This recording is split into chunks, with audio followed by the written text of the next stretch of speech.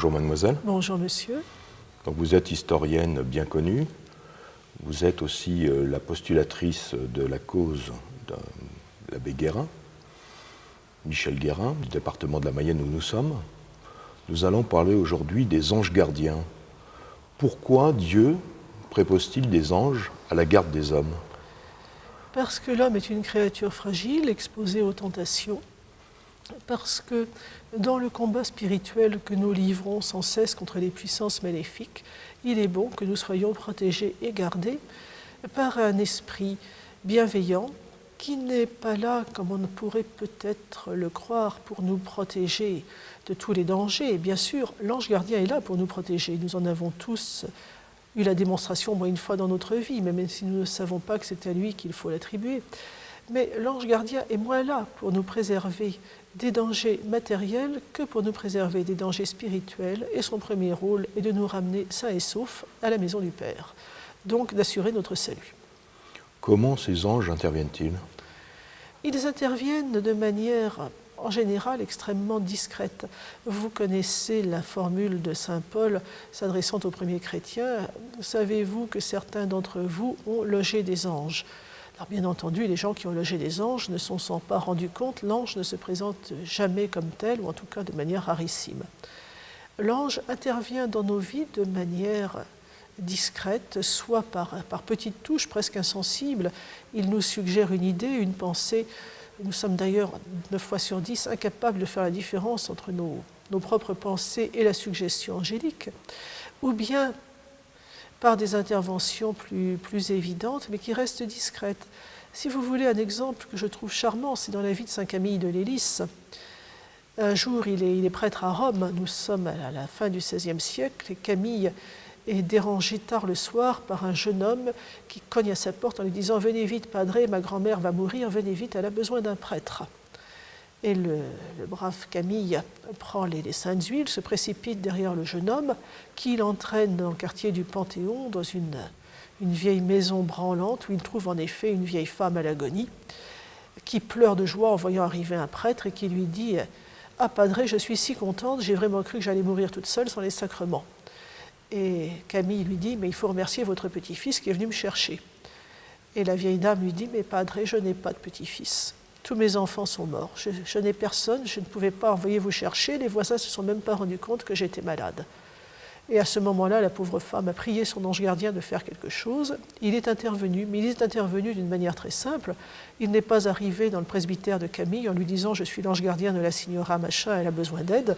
Il a frappé à la porte tout simplement en disant « Ma grand-mère a besoin d'aide ». Et c'est généralement comme ça que les anges gardiens se manifestent, quand ils se manifestent, de la manière la plus discrète possible. Vous avez parlé d'un ange qui s'est manifesté sous l'apparence d'un enfant. Est-ce que vous avez d'autres exemples d'apparences prises par des anges? Nous en avons plusieurs. Vous connaissez l'apparition de la rue du Bac à Sainte-Catherine-Labouré. La première, celle du 19 juillet 1830, où Catherine est réveillée en pleine nuit par un petit garçon de 3 ou 4 ans, dira-t-elle, qui n'est autre que son ange gardien. Elle le comprend tout de suite, car cet enfant, dit-elle, parlait avec la voix de l'homme le plus sûr et le plus décidé. Et c'est ce petit enfant qui est en réalité son ange gardien qui l'a conduit à la chapelle où l'attend la Sainte Vierge, et devant lui, les portes s'ouvrent sans qu'il ait besoin de les toucher et les lampes s'allument.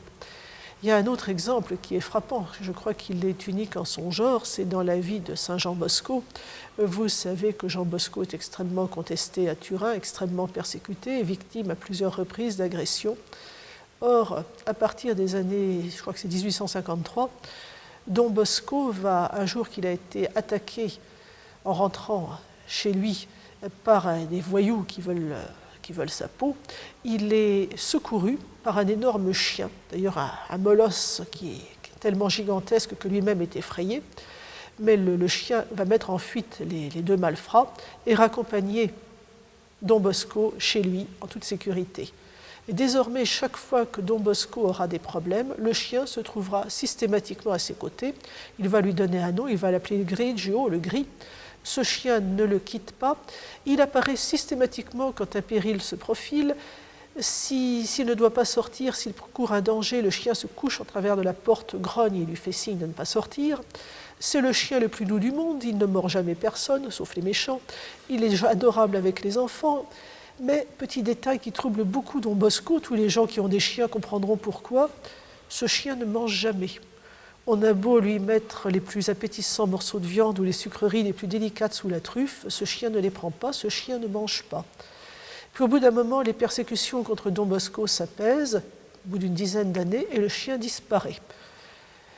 Et puis, 10 ans après, les persécutions reprennent, et le chien ressurgit. Don Bosco se dit, c'est quand même curieux, ce chien doit bien avoir 20 ans. Je ne l'avais pas vu depuis longtemps, il n'a pas un poil blanc, il est en pleine forme, comment ça se fait? Et tout à fait à la fin de la vie de Jean, c'est-à-dire 35 ans après la première rencontre avec le chien, Grigio va encore revenir. Et il se dit, ce chien à 35 ans, c'est totalement impossible, ça ne peut pas être un chien. Et il dira, je ne peux pas dire que c'était un ange, mais tout de même, il faut bien admettre que ce n'était pas un chien comme les autres. Et très manifestement, c'est un cas unique d'apparition angélique sous forme canine, mais extrêmement efficace. Est-ce que vous avez des exemples plus récents, bon, peut-être pas dans des villes saints, parce qu'il n'y a pas forcément reconnu aujourd'hui comme ça, des événements où des anges sont intervenus récemment? Eh bien, ce sont des lecteurs qui avaient lu mon enquête sur les anges, qui avaient été frappés par une histoire survenue aux États-Unis, dont je ne garantis pas totalement la réalité, je ne vois pas pourquoi on la mettrait en doute non plus, d'une jeune femme qui, à New York, rentrant chez elle un soir, alors que dans le quartier sévissait un violeur en série, avait été suivie par un individu louche. Et prise de frayeur, elle avait appelé son ange gardien au secours en lui demandant de la ramener chez elle sans péril. Et à peine rentrée chez elle, elle avait entendu des cris dans la rue. C'était bien l'agresseur en question qui s'en était pris à une autre jeune femme. Elle avait appelé la police et elle avait pu le faire arrêter.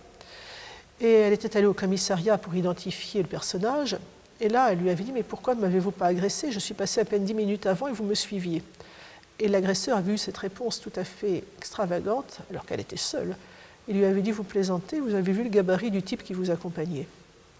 Et elle s'était dit, bon, mon ange gardien était très efficace. Et cette histoire avait frappé ce lecteur qui me dit, il y a quelques années, écoutez, je vous remercie parce que vous m'avez tiré d'un beau pétrin. Je dis, moi, je n'ai certainement pas tiré d'un beau pétrin. Il me dit, si, c'est un monsieur de santé fragile qui rentrait de l'hôpital. Et dans le métro à Paris avec sa jeune femme, ils ont été agressés par une bande de jeunes de mauvais aloi armés de couteaux. Qui me disait, j'ai eu épouvantablement peur, n'importe qui aurait eu très peur. Il dit, mais j'ai eu moins peur pour moi que pour ma femme. Et à ce moment-là, comme il était absolument incapable de la défendre contre une dizaine d'hommes armés de couteaux, ils ont imploré leurs anges gardiens. Et il me dit, croyez-moi ou pas, à ce moment-là, nos agresseurs sont devenus pâles, les yeux égorbités, comme s'ils avaient en face d'eux quelque chose d'absolument terrifiant. Et ils ont pris la fuite. Il me disait, je suis bien certain que ce n'est pas moi qui leur ai fait peur. Manifestement, les anges gardiens avaient été extrêmement efficaces. Ils avaient réussi à mettre les malfrats en fuite. Donc on ne peut qu'encourager ceux qui nous regardent, évidemment, de recourir à leur ange gardien. On ne peut qu'y encourager. Je me souviens d'un autre lecteur, pilote d'hélicoptère de combat, qui me disait, depuis que j'ai lu votre livre, je fais très attention à mon ange gardien. Et chaque fois que je monte dans mon hélicoptère, je lui dis, faites attention, montez derrière moi, mais garez bien vos ailes, que je ne referme pas la portière dessus.